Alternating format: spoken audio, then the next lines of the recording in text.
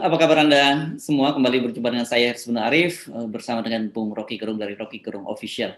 Kali ini Bung Rocky, saya nggak akan mengajak Anda untuk secara politainment karena persoalannya cukup serius ya. Ini berkaitan membahas hasil audit dari BPK yang disampaikan dalam pidato di rapat paripurna DPR hari ini, hari Selasa, jadi kemarin ya.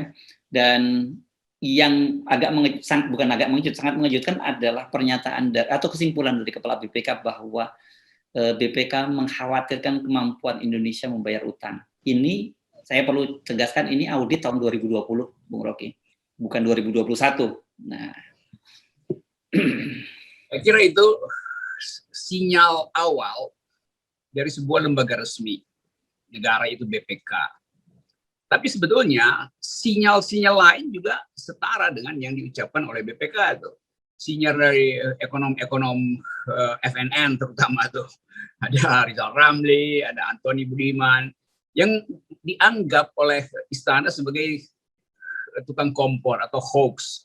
Nah sekarang BPK mau disebut hoax. Kalau BPK mengatakan bahwa ada kesulitan membayar hutang. BPK nggak bilang bahwa Indonesia sudah bangkrut sebetulnya.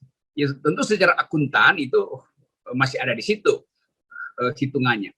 Tapi secara faktual keadaan kita betul-betul ada di dalam bahaya, dan Sri Mulyani akhirnya mesti ucapkan bahwa kami tidak bisa lagi bertumbuh 8%. Jadi memang awalnya seolah-olah mau disembunyikan bahwa dana-dana yang diedarkan selama ini ternyata bukan dana yang dimaksudkan untuk mempertontonkan daya tahan fiskal pemerintah, tapi sekedar diedarkan untuk memberi rasa aman itu. Jadi ini sebetulnya semacam sandiwara tuh. Yang bukan sandiwara adalah audit dari BPK tuh. Nah itu yang terlihat misalnya tuh. Dan tentu pemerintah pusat nggak bisa mengelak dari situ, karena memang tugas BPK memperlihatkan data faktual. Apalagi kalau itu sampai di daerah tuh. Dan keresahan di daerah kan hal yang udah kita dengar dari 2019, bahkan COVID belum ada, udah beberapa daerah udah mengeluh bahwa dana alokasi umum itu ditahan-tahan oleh Sri Mulyani, yang beberapa 30%. Kira-kira begitu kan isu-isu yang beredar, yang nggak pernah diverifikasi sebetulnya karena dianggap ya udah itu tidak boleh diterangkan secara lebih detail angka-angkanya. Jadi persiapan kita menghadapi COVID sebetulnya diperburuk oleh manajemen keuangan kita yang memalsukan data itu. Memang orang anggap bahwa kalau dibuka kenapa? Supaya rakyat paham bahwa memang ada kesulitan. Tapi nanti tetap ada prinsip bahwa enggak.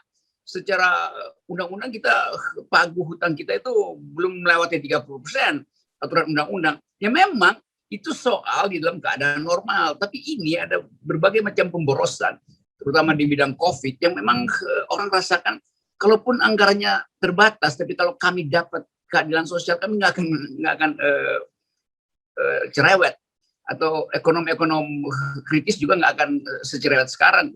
Tapi justru karena keterbatasan anggaran itu juga masih dikorupsi dan tidak tiba pada rakyat yang memerlukan, maka ucapan-ucapan pemerintah yang menuduhkan itu nggak dipercaya orang. Jadi saya kira itu poinnya. BPK adalah lembaga terandal untuk menghasilkan audit. Tetapi hasil audit BPK itu akan dipakai sebagai data politik, data untuk menerangkan bahwa politik juga dalam keadaan bahaya. Itu sifat dari data BPK itu. Oke, jadi sekarang sebenarnya kita jadi semacam mendapat penjelasan mengapa kemudian Menteri Keuangan itu seperti orang kalap ya, mengutip pajak semua, dan hari ini pada saat yang bersama juga sudah menyerahkan itu rancangan aturan pajak yang baru. Ya, itu akhirnya terbuka sekarang, Bu. Ya. Memang kantongnya bolong, jadi nggak usah nipu-nipu segala macam itu.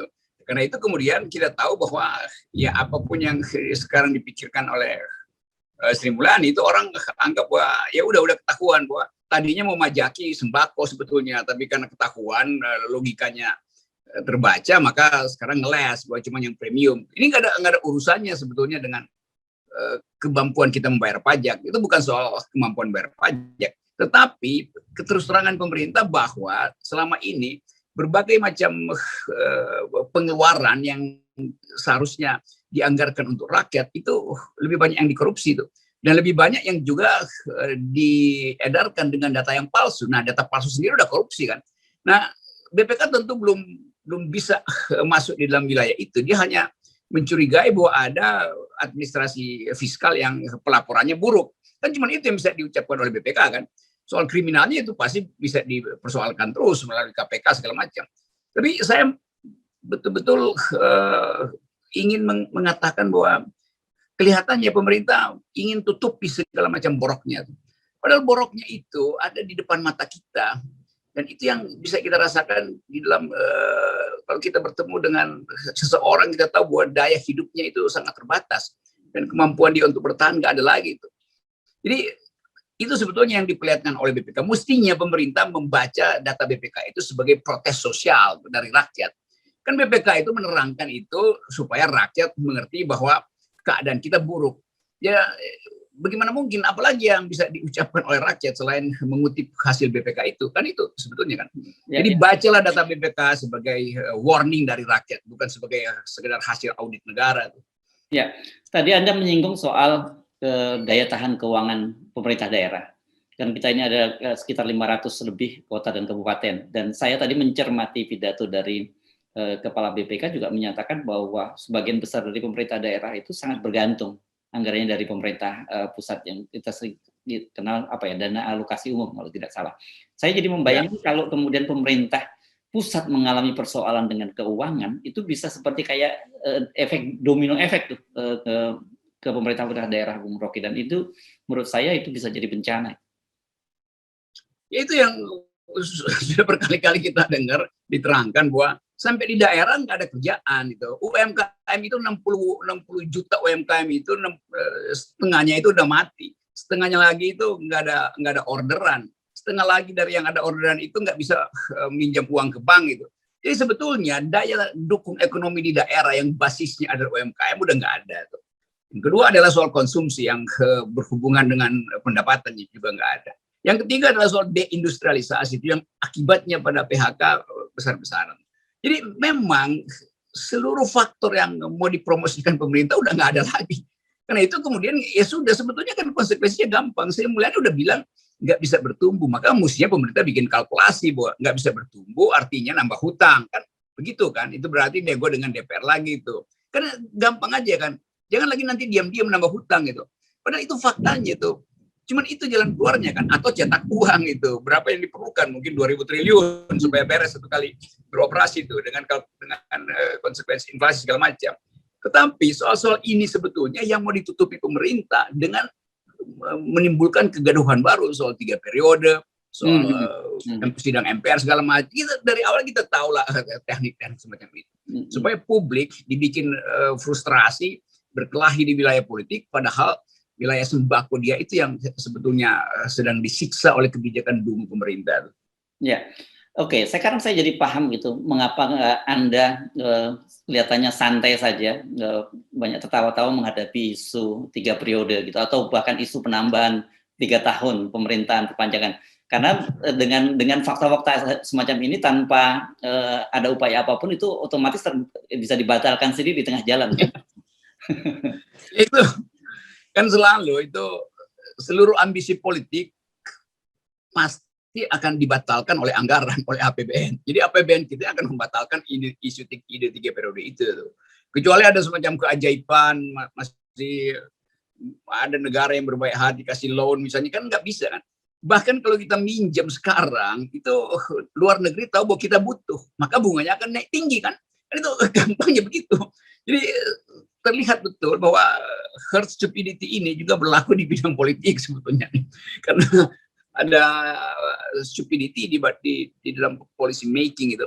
Jadi mungkin yang bisa kita bayangkan, kalau publik membaca keterangan BPK, dia mengerti bahwa dia akhirnya harus subsisten, bertahan pada ekonomi subsistensinya. Maka dia mungkin mulai lakukan pekerjaan-pekerjaan untuk nabung bahan makanan atau segala macam itu untuk bertahan.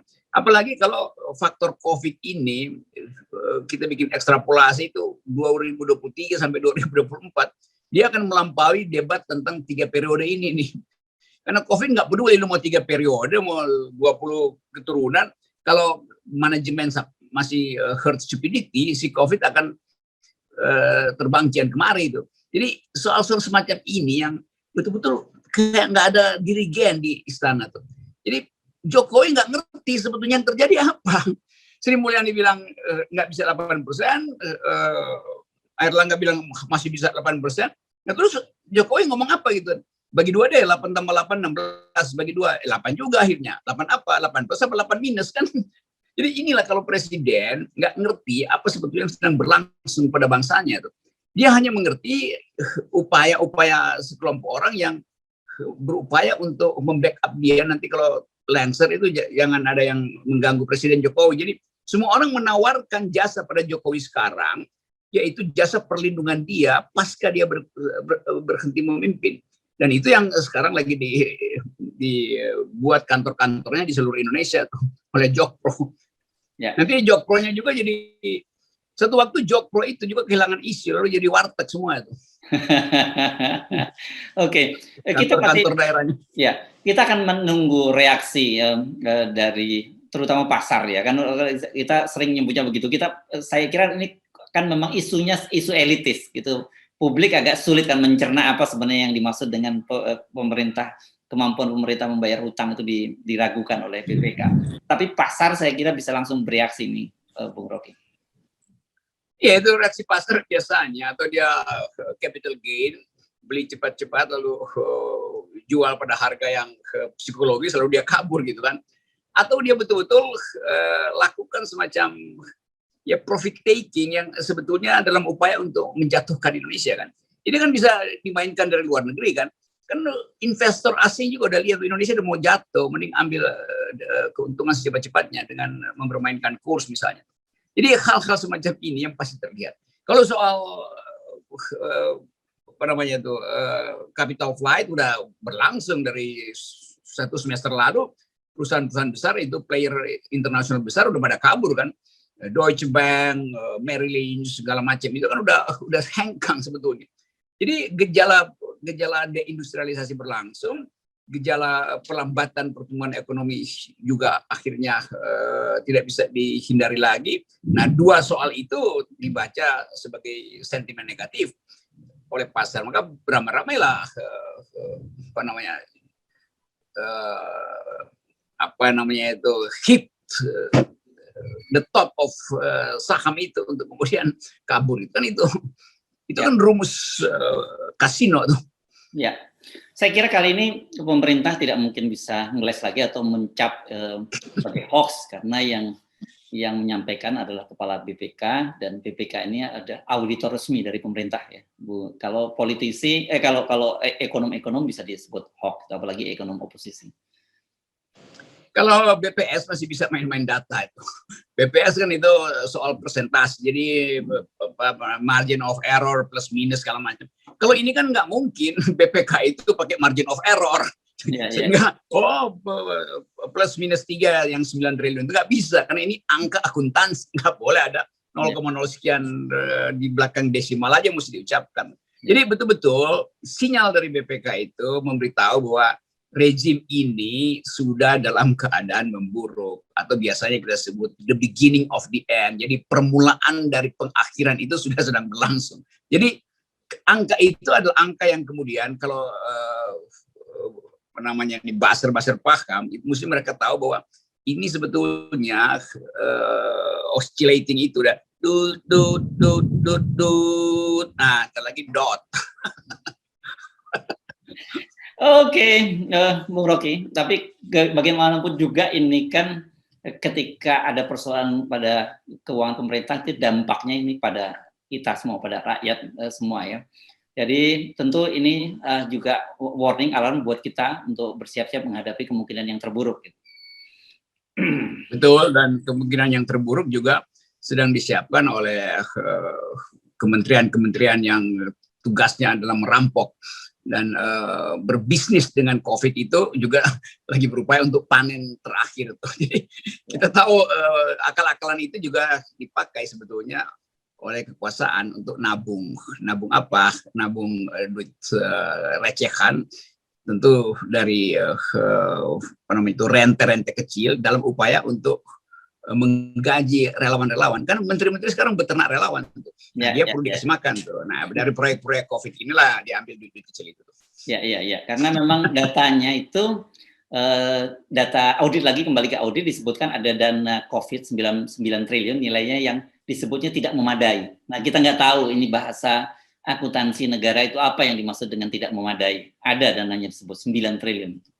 Ya, pasti tidak memadai, artinya dikeluarkan tapi tidak tiba pada yang bersangkutan karena datanya palsu. Itu gampangnya begitu tuh. Oh, gitu ya. Datanya tiba ke siapa? Ya tiba ke relawan. Baik, terima kasih Bung Rocky. Oke. Sip.